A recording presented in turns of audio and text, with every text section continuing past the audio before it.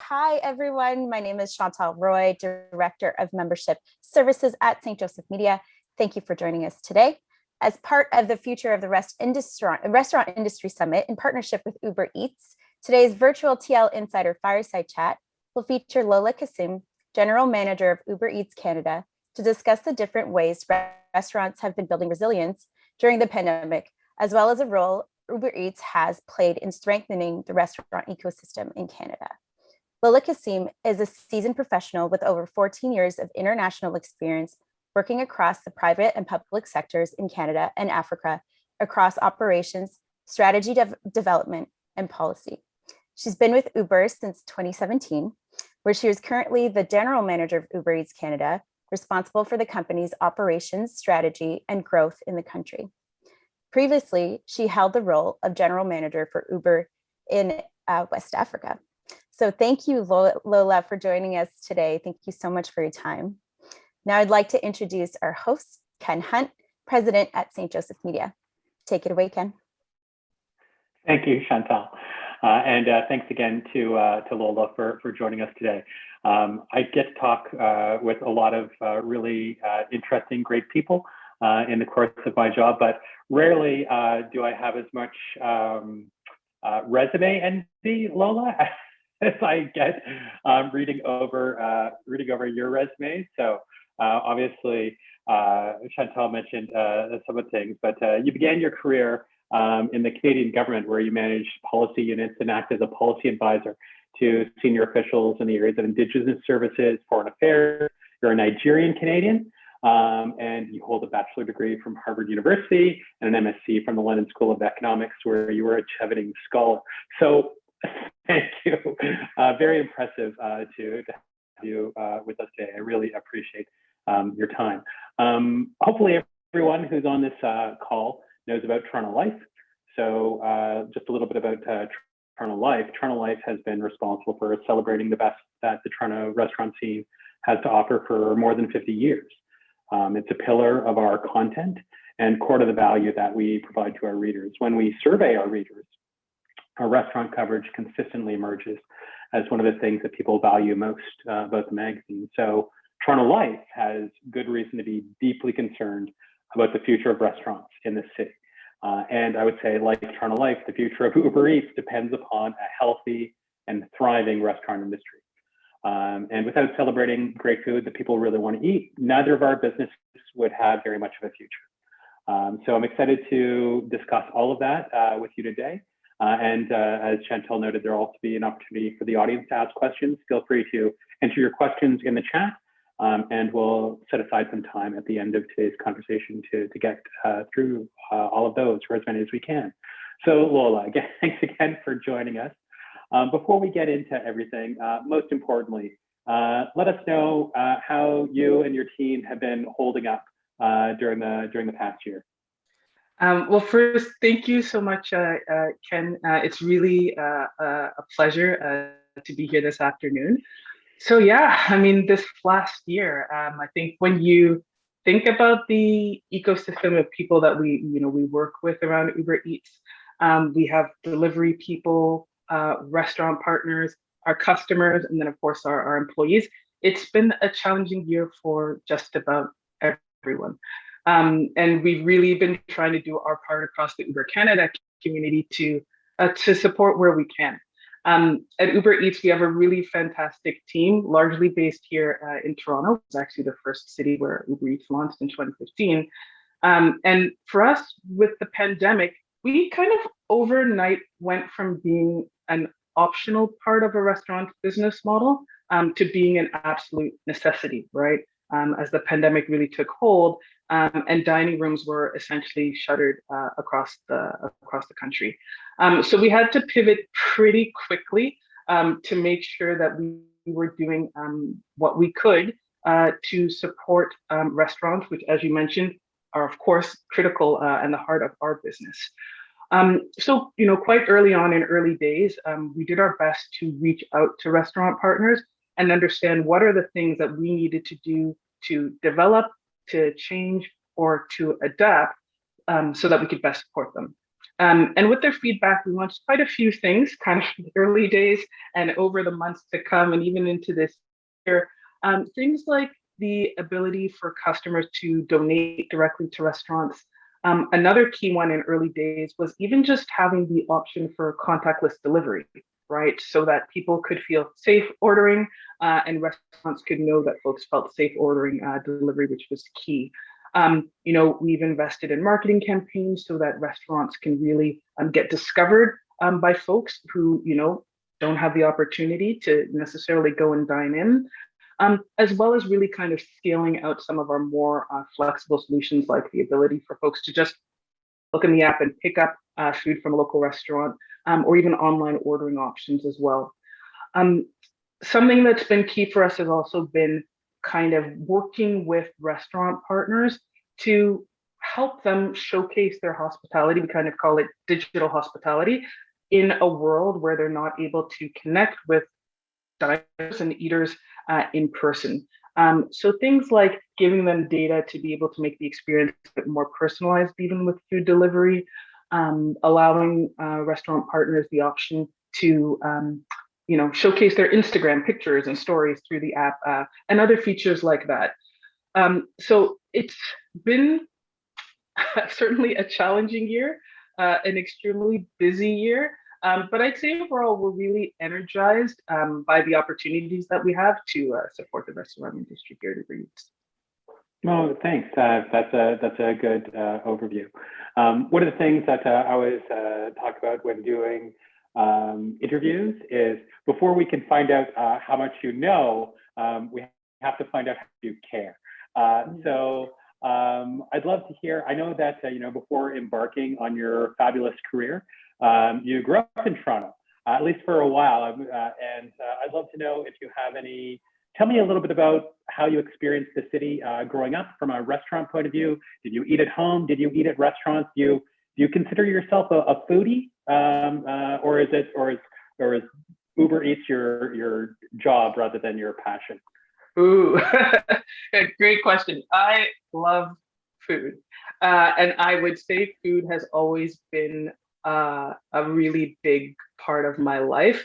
And of course, there's so many aspects to food. I'd say maybe I'll start with cooking. So growing up, my mom was a fantastic cook, and I was always the type of child who wanted to get involved in the kitchen. So I learned the basics of whether it's like food prep, actual cooking, baking, all that good stuff from a quite a young age. Also had like a lot of multicultural cuisine in my household. My parents are both originally from Nigeria, so ate a lot of Nigerian food, but also a lot of North American, Canadian food, Italian, lots of plastic dishes. So, and from a very young age, I think always been exposed to like the kitchen and what that means. But I'd say beyond that, I've also always been quite fascinated by food and produce itself. So never had the opportunity to like live on a farm, didn't grow up on a farm, but my mother was actually a very avid gardener. And I remember as a kid, like I had no interest in like flowers or like shrubs, but fascinated by growing vegetables. Like I just love the idea of like you start from a seed and like in a couple months, like, okay, there's something you can eat. So I definitely recall, many summers spent, whether it's, a little bit of time in the morning or the evenings or on the weekends, like, just helping my mom like tomatoes or cucumbers or peppers or whatever that was, in our backyard. And it's, a passion that, tried to keep up, like even when I was living in Ottawa in an apartment, like, have pots of whatever it is on my balcony. And then of course there's the very, I'd say like social aspect of food. My parents both loved entertaining, entertaining with like food as the centerpiece. And that's something that I guess I inherited. So, over the years, kind of even as an adult, like I just love the idea of bringing people together around food, whether it's an actual occasion and there's a big meal, or it's just like for no reason, like, let's get together, have some desserts, something I love. And then of course, like the social aspect of food, that's in the home, but then there's restaurants. And I would say for me, restaurants are something that I love. I think restaurant culture and the restaurant scene is something that I really developed more of that, kind of keen interest in as I grew up as an adult. And one of those ways that I've always, really connected with the city. So whether it's living in like Ottawa or like Lagos, Nigeria, or Liberia, or other places that I've lived, I find like restaurants are like the great way to get to know a city, connect with people, really meet new friends. I'd say growing up, we did eat a lot of food in the home, but of course we always had like like routines. Whether it's like Fridays, like you always kind of know it's takeout night. So lots of like great restaurants. I grew up in North York, so like lots of great places. I'd say a favorite from childhood that today remains a favorite for Jamaican food, Nicey's Eatery in Scarborough. That's somewhere like I will actually travel to get the food because it's so good. But I'd say in terms of other restaurants, like as a younger adult, places I really loved in Toronto. I really still love to this day, Trattoria Nervosa, like a great place. I really loved Tequila Bookhorn before it closed down. Just again, for me, it's about the food, but also like the atmosphere and those memories that you create, with friends and others. Sure, all great places. We're glad you stayed away from some of our more notorious chains. Toronto has some particularly bad options as well as lots of. So look, I think it's important to address some of the criticisms that Uber Eats and its competitors have faced as well, especially during the time of the pandemic. Some critics within the restaurant industry and outside of it consider Uber Eats to be predatory, especially upon smaller, more independent restaurants, charging high fees and taking over the relationship between the restaurant and the diner. Before we get into some of the other fascinating things that Uber is doing, I'd really like to just talk about some of those criticisms that I think are serious and interesting, and give you a chance to respond. Yeah, no, I think these are really important topics for us to discuss. So maybe I'll start by saying that Uber Eats is at its core a marketplace, right? So we're connecting restaurants who want to grow their business, of course, to eaters or diners who want to eat amazing food via a network of delivery people. And sometimes we're kind of strengthening a relationship that already exists, right? Like a loyal diner, ordering from, one of their favorite restaurants. But oftentimes what we're doing is actually facilitating an introduction, right? Between someone who is discovering a new restaurant and that restaurant partner. So a lot of what we do is with this in mind. We're thinking about how can we help restaurants grow by strengthening that relationship with the existing customers, but also providing introductions to new customers, right? We're going to be releasing some quite exciting data about Uber's impact in Canada in the coming weeks. But maybe to give a bit of a sneak preview, one of the things that we found is that 70% of Uber Eats users would say that the app has made it easier for them to discover new restaurants. And more than 60% of customers say that they come to the app actually not knowing what to eat. So they come to the app to browse before making a final decision. So what this means is that a lot of the value that we provide is really helping restaurants be discovered. I think it's also quite important to note that Uber Eats actually operates at a negative margin. So the marketplace fees that you'll often hear about are really quite misunderstood. These fees go to helping essentially support the operations of this marketplace, which includes things like making sure that everyone in the marketplace across this platform is safe. So things like background checks for delivery partners. We're tech companies, so we're always innovating. And one of the innovations that we've thought about over the past year is the ability for us to detect whether a delivery person is wearing a mask, right? Other things that these fees help contribute to are, marketing and support services. So, ensuring that restaurants are able to be found on the app, and things like our customer support, so that we can continue to be, providing the best, level of support to restaurant partners who choose to partner with us. But at the end of the day, I think we all know that the restaurant industry has been really hard hit through the pandemic. And as I mentioned before, what our top priority is doing our best to support restaurant partners where we can. And I think that the impact that we do have, the positive impact, is quite clear. We did a study last year with Technomic, and this involved both Canadian and US restaurants who are on Uber Eats. And one of the things they found is that more than 80% of our restaurant partners say that Uber Eats has actually been crucial to their business during COVID-19. And another interesting statistic, one that, to be honest, is quite sad in a way, is that 75% of operators say that they would have had to close their business if not for Uber Eats. And I say sad because that just gives you a sense of how devastating the pandemic has been on restaurant partners with all of these, dine-in restrictions, so that we can all, protect and support public safety. I'd say beyond, kind of the impact that we have just by, being, an essential support to restaurants, allowing them to find new customers, to connect with existing customers. We've tried to support in several other ways. Some of the initiatives that we worked on over the past year are almost about a year ago, as things were really starting to pick up. We saw some of the challenges that were being faced by restaurants, and particularly by staff, people who were working in the hospitality industry.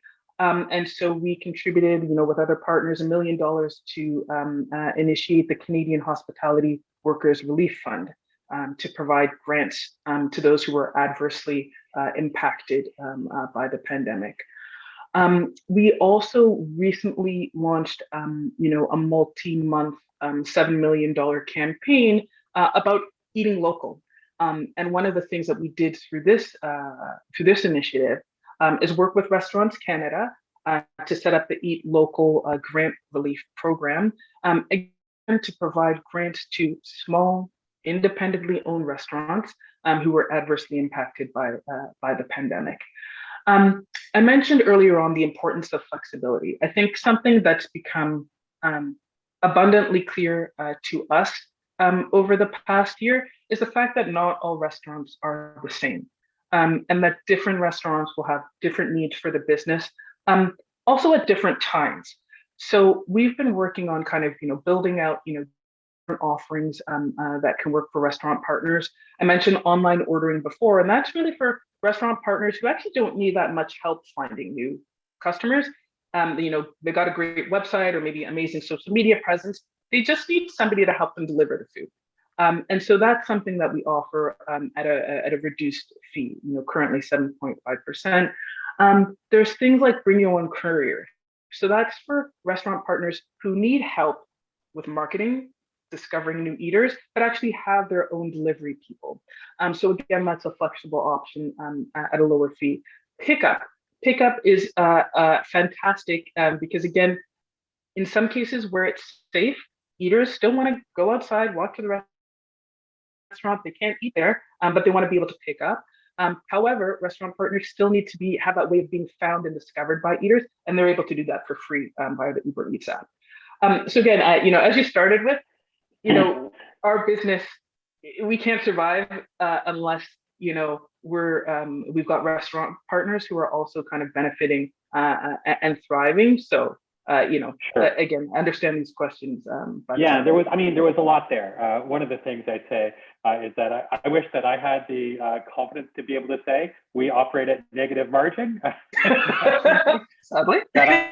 I can say that very much we need to not operate at negative margin. It's not something that we have the ability to do. And I know some restaurateurs that I am familiar with use Uber in different ways. They turn the app on when they need demand. and they turn the app off when they have more demand than they can keep up with from their other channels. So turning it on is, it seems like there's lots of different ways for restaurateurs to use the app as they need for their business.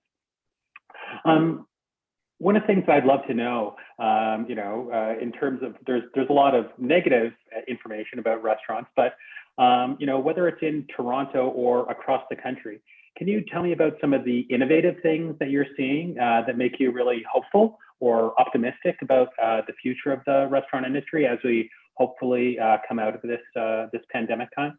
Oh yeah, for sure. I think I think everyone I work with, we're really optimistic about the future for restaurants, and I think there's a couple of reasons that make me optimistic, and I think they have to do with I'd say like the resilience that we see from restaurant partners, and that resilience, that true grit, that kind of slogging it out over the past year plus, as well as innovation. Few examples that come to mind. I mean, Toronto Life recently did, a profile of Patrick Chris at Aloe, on highlighting how they've gone from high-end multi-course meals to how do we produce really high quality delivery, right? That travels well, that people are excited to eat at home. So how do you think about kind of altering your concept, focusing on the menu items that make sense, that people really want at home?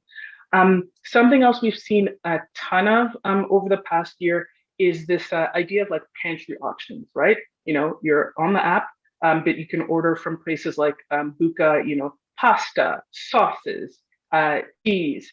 Taroni's got some of their like most popular pantry items on the app.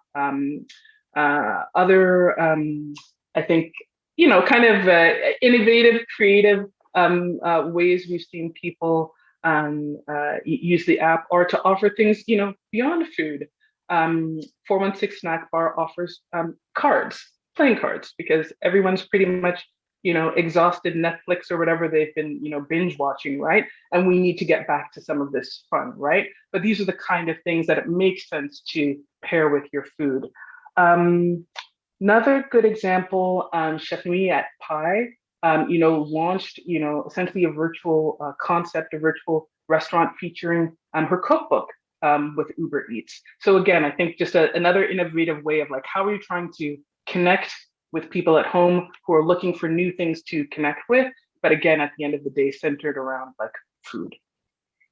Yeah, so you're mentioning a bunch of my favorite people now, Patrick Chris and Regular, Nui Regular are just two awesome chefs. The best meal I've ever had, Patrick Chris cooked. And it's been amazing how well he has adapted during this time, and it goes to show how much the concept of what can be delivered has changed in our minds, right? Yeah. Like for most of our lives, delivery food was stuff that was cheap, that held up well, that could be replicated time and time again. But the other day, I had a full like Peking duck meal delivered to our house, and it was awesome because we love Peking duck, and like going to the restaurant and having the whole experience is different than getting it delivered at home, but it's still crispy duck skin and spring onions and wraps and hoisin, and like it was still like it wasn't the same experience, but it was an experience that I'm glad we had.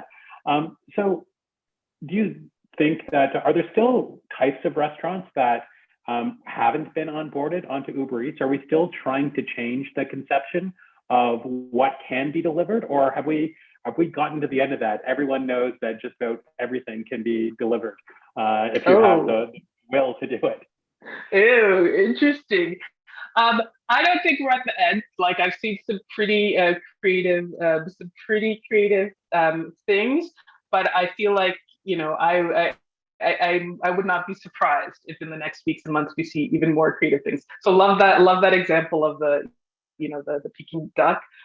We see lots of places kind of focusing on this idea of like do it yourself, like, so, here are the components, and then, assemble it at home. And some of them even, providing like an actual meal card, or like, a little bit of a like recipe, or like tacos.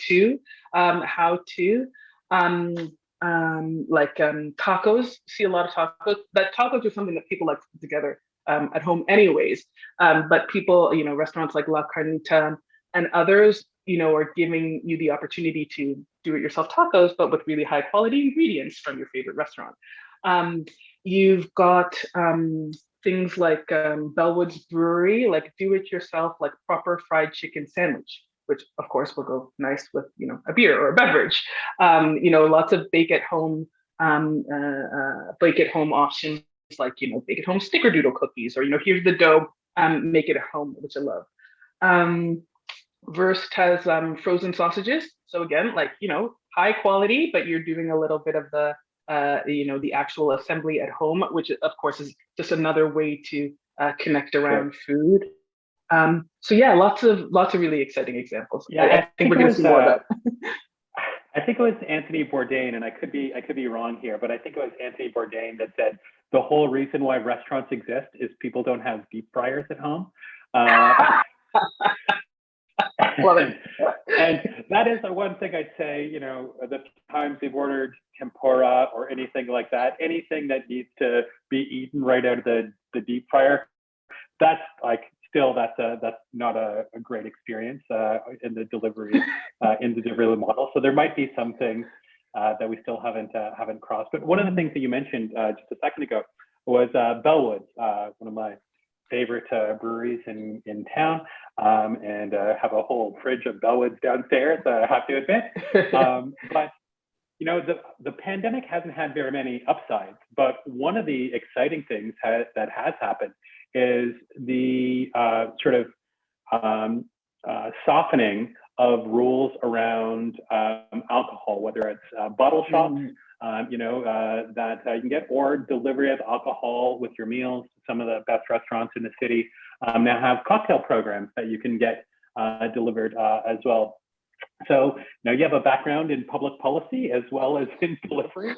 What is your gut telling you about, once we're past this pandemic era, are we still going to be able to order like interesting cocktail programs at home, or do you think that we will slowly see the reemergence of the regulations that we were used to before when it comes to the availability of alcohol and the options around that? Okay, no, great question. So I think it's pretty clear that consumers are really loving this ability to, order alcohol, whether it's, cocktails in a bag, rum punch in a bag, or whether it's like a cocktail kit, or, ordering like, a beer from a local brewery. So I think it's clear that there's consumer demand and consumer appreciation for this. On the other side, obviously, this is a really fantastic revenue opportunity for restaurants. And I think it's clear that governments are catching on. So we're already seeing that some of the regulations that were, for the most part, put in place during the pandemic, noting the importance of supporting restaurants, that some of those are starting to become permanent. We're seeing that in Ontario, also British Columbia, Quebec, and other provinces as well. And my sense is that these are going to continue. So some of these are already clearly been made permanent, or at least the timeline has, the end date has been lifted. And my sense is that this is something we're going to see continue. I think another kind of piece around this idea of alcohol delivery that's important for us is that we've seen partners of ours, like Mothers Against Driving, also express support for this, because we see the ability for people to be at home and safely order and have alcohol delivered to them, is important for safety on other levels as well. So again, certainly a trend I hope continues. Great. I guess I'd love to switch gears for something just for a second, and that is not very often that we get to talk to someone who's had as much experience in Africa as you've had. So I'd love to know your experience there and how that informs your point of view on returning to Canada. And I think that lots of us are very familiar with what's going on in Canada or across the country. But tell me about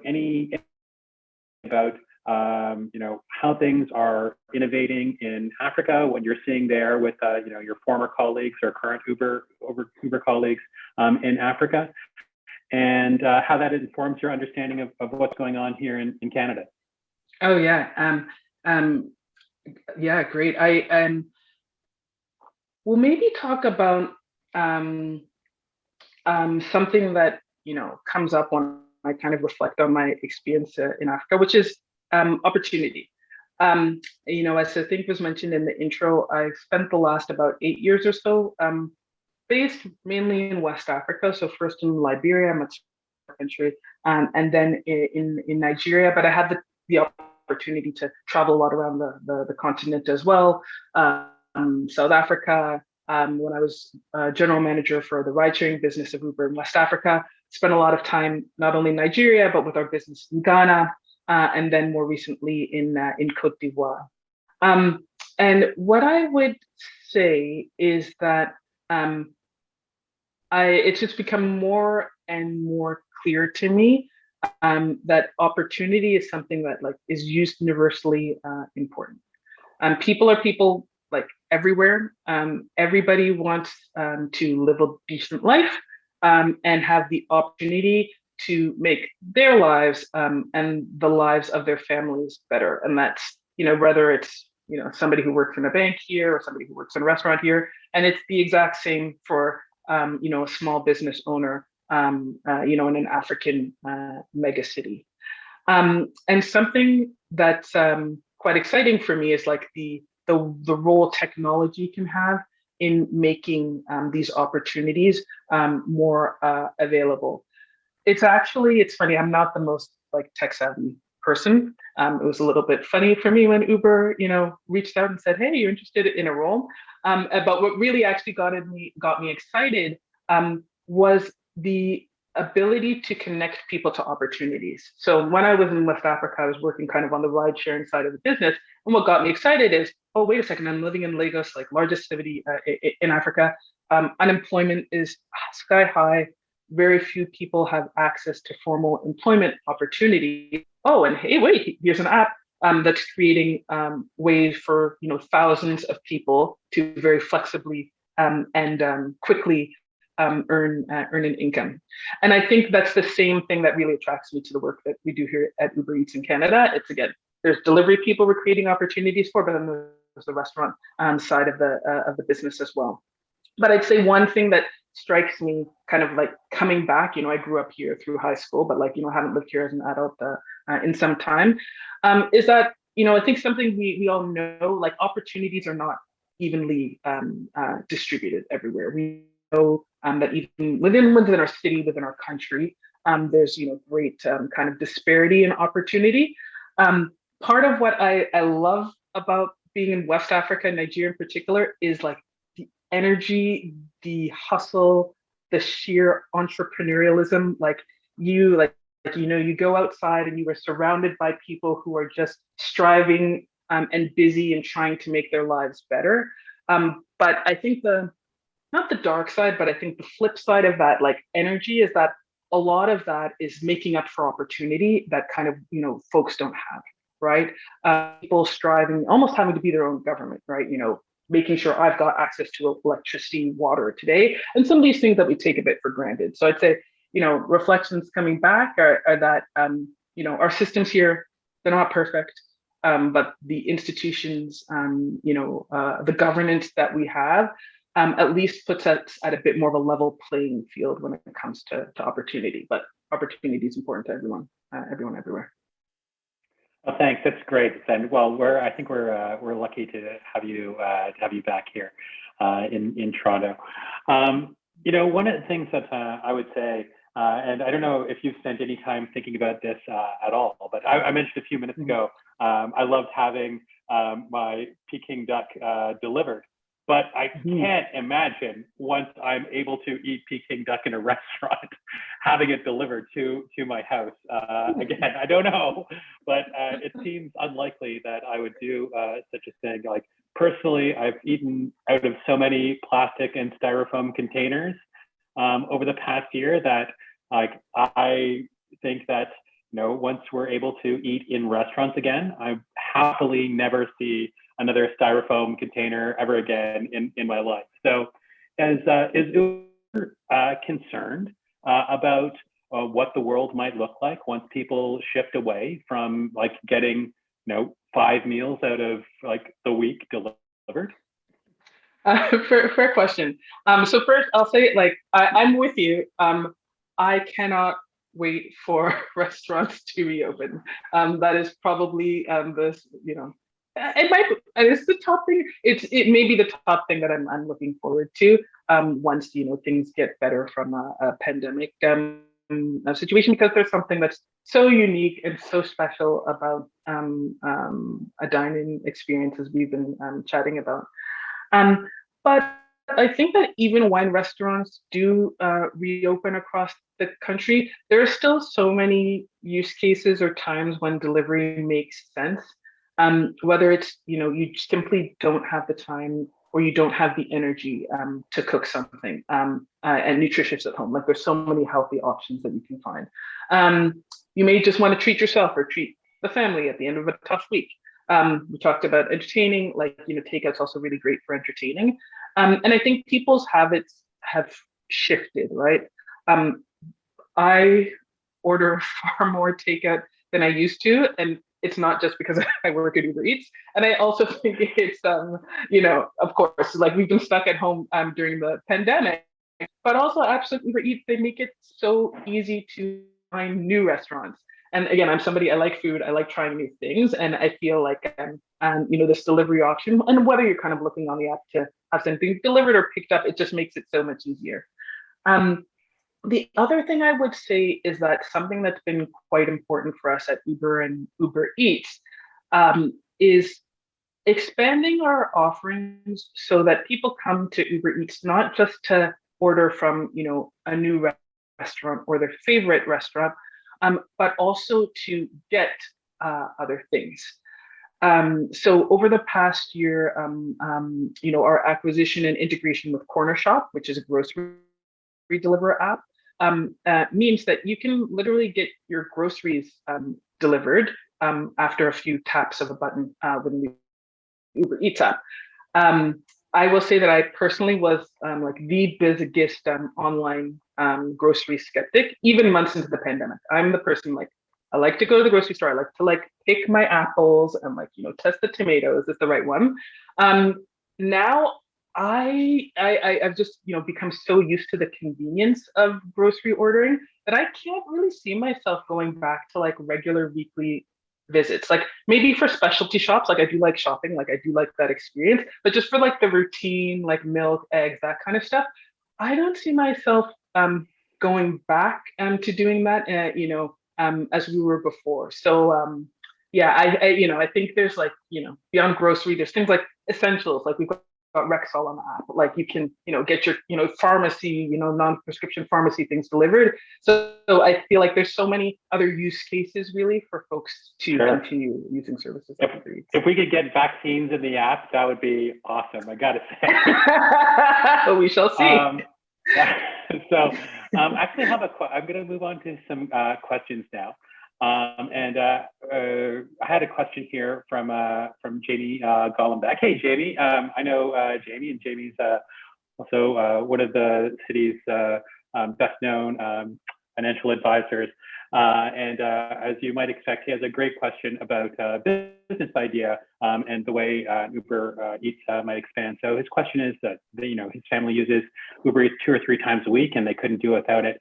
Do you ever see the platform expanding to courier delivery on demand? For example, if he just baked some cookies and wanted to courier those to a friend, could instead of is there possibility for an on-demand courier system, point to point, where Jamie can deliver cookies to my house. Is that something possibly in Uber's product pipeline?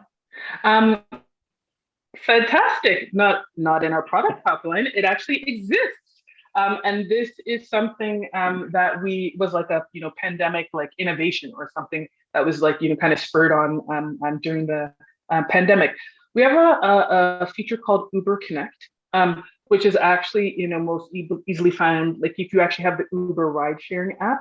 And what Uber Connect is you literally are calling an Uber driver to pick up something and connect it, take it to someone else. So, call someone, you say, okay, I'm delivering a package, etc. Put in the information of the person it's going to, and there you are. So it exists, Uber Connect.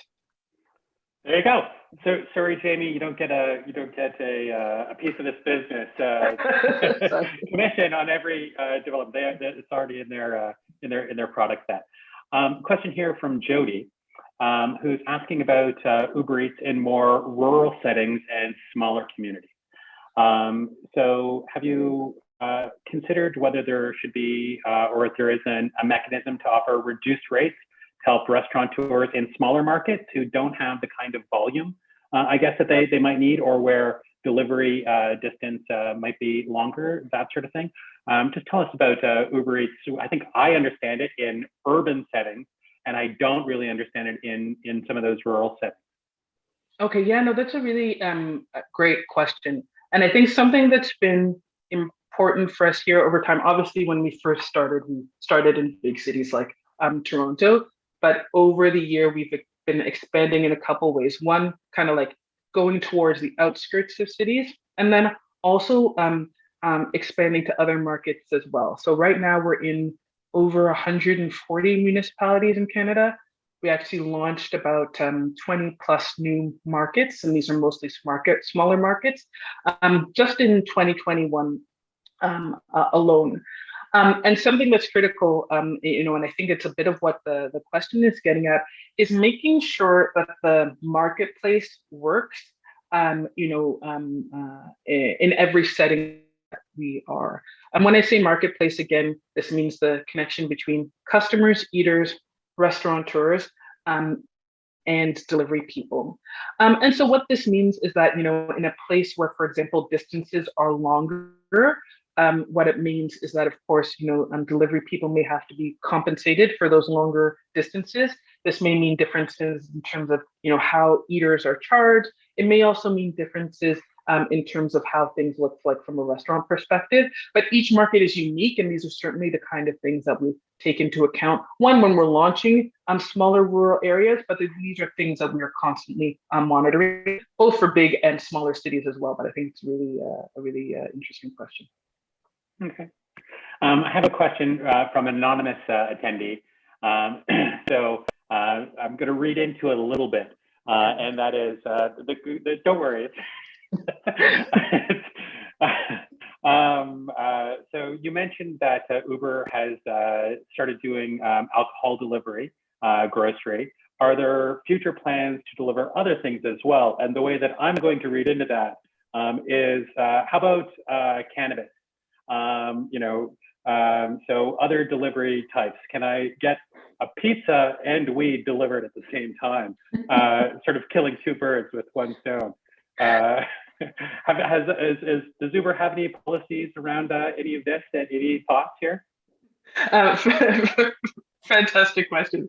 So as I mentioned before, we are looking to be the app where you can get more than just restaurant food. So certainly, groceries, other things like even like pet food, flowers, like these are things like you can find delivered. When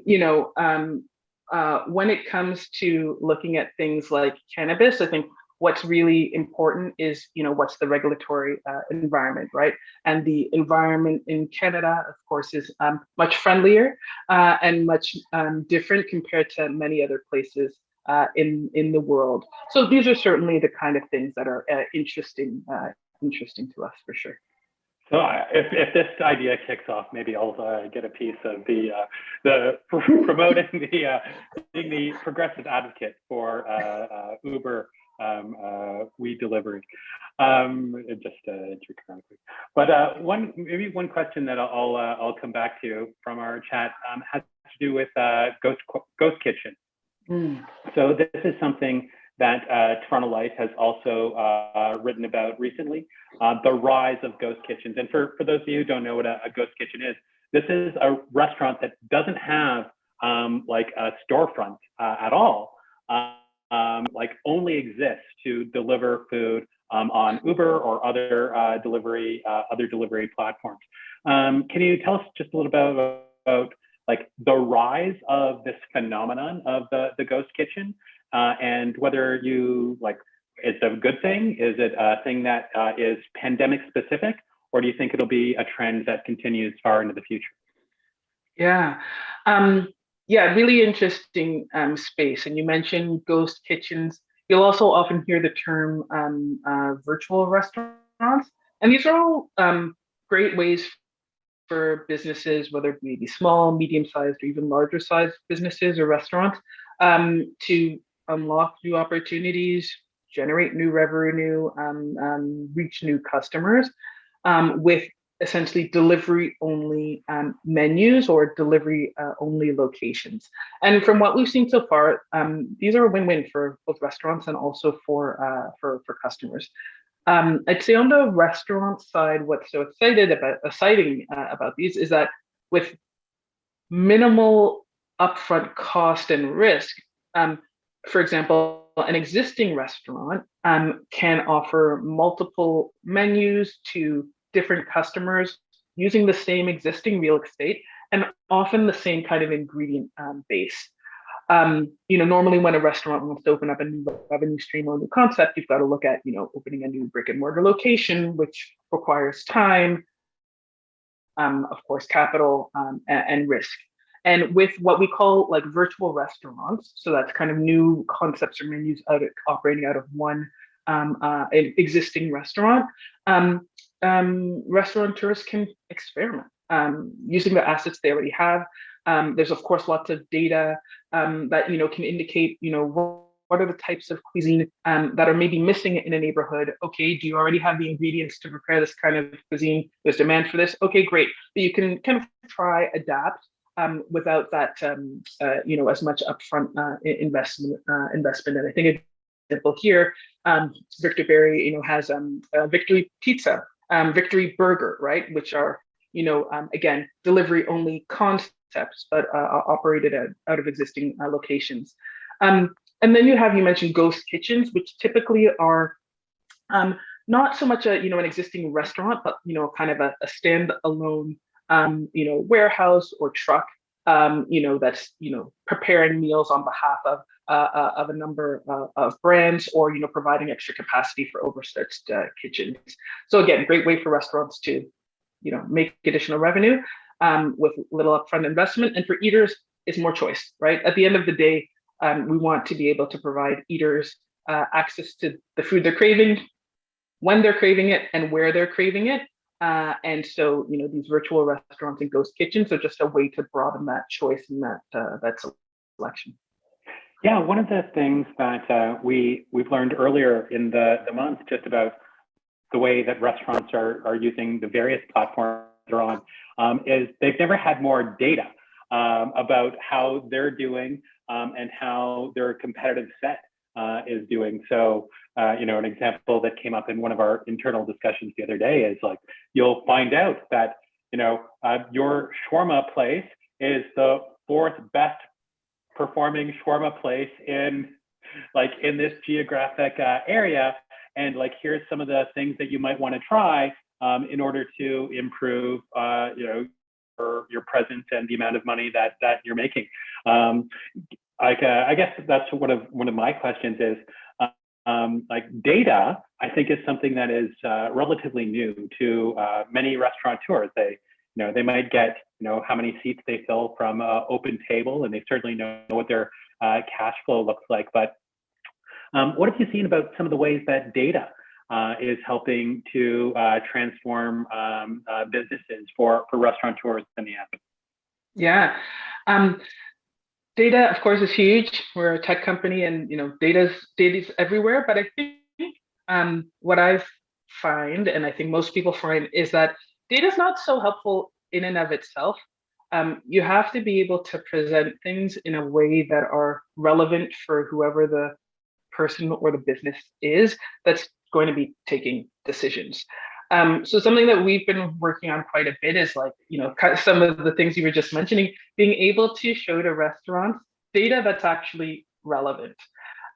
So things like, similar restaurants in their neighborhood, how they're comparing, similar restaurants with various cuisine types, with similar cuisine types, how are they faring?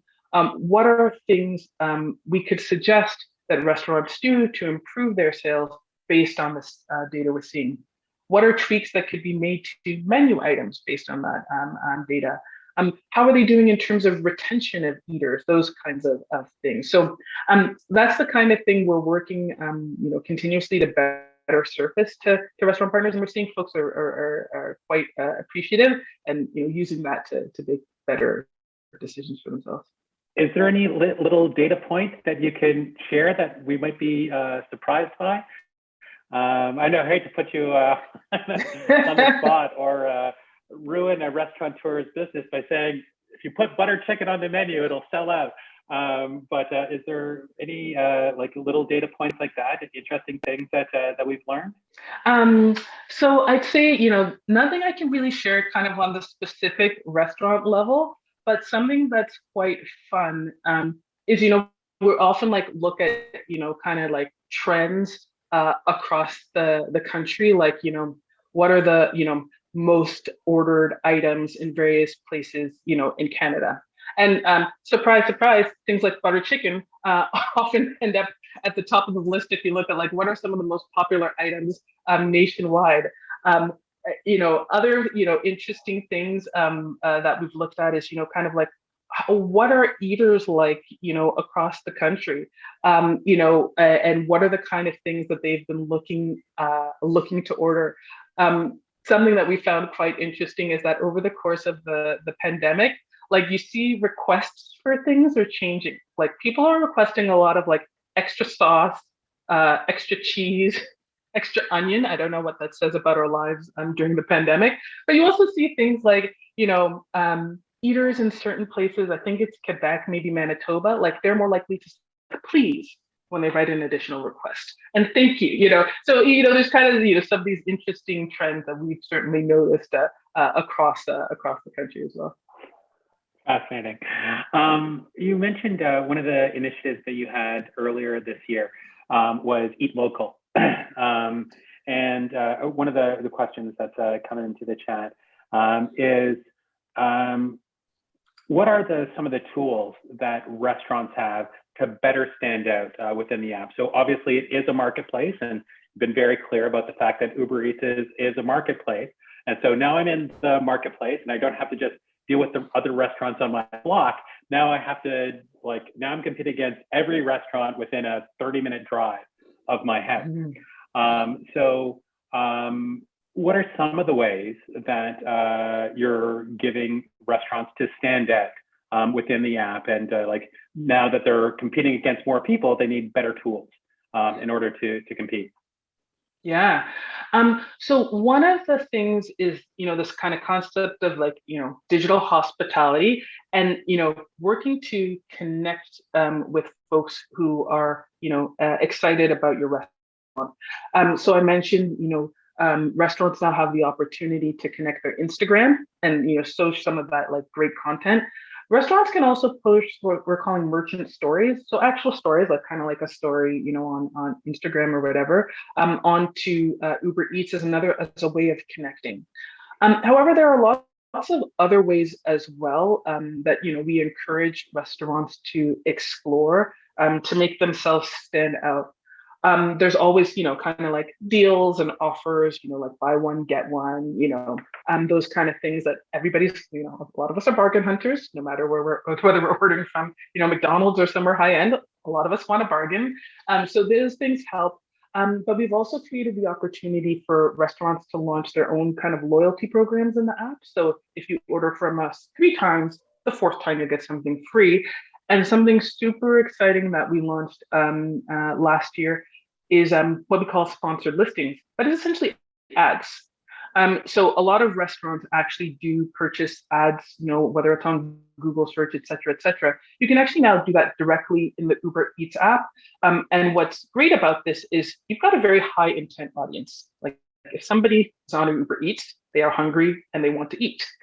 So what better way to stand out than showing an ad, that's again targeted at the kind of people who are most likely to order from your restaurant. So those are some of the tools that we've got in place to help restaurants who really want to reach people and stand out. Great. We're almost to the end of our time, Lola.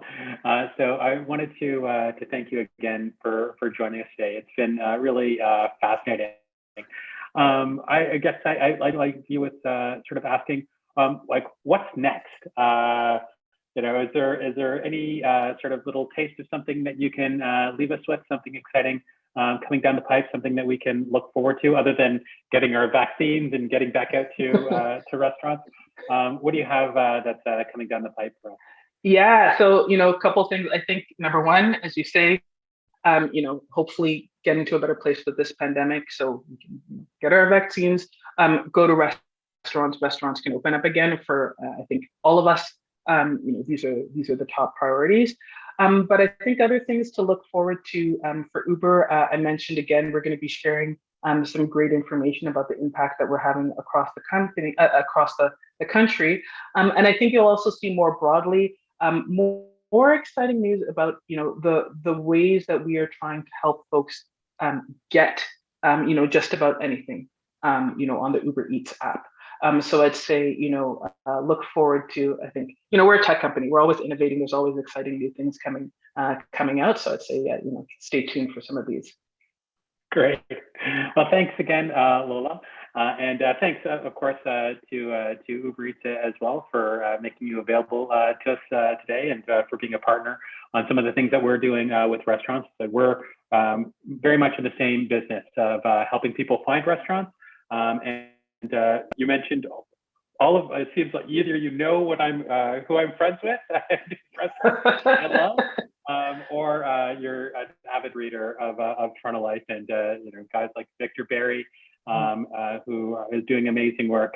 Just really excited, and I'm very proud of one of my parts of my job is working with restaurateurs, and I'm very proud of the way restaurants have adapted over the last year, and it's been a very, very tough year for them, and it's an amazing story to see how they've adapted. So if we have any restaurateurs in the audience today, thanks so much for doing it. I know that you do it all out of love.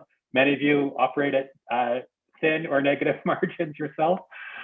So I really appreciate all of you out there, and wish all of you happy eating. And thanks so much, Lola. We'll talk to you again soon.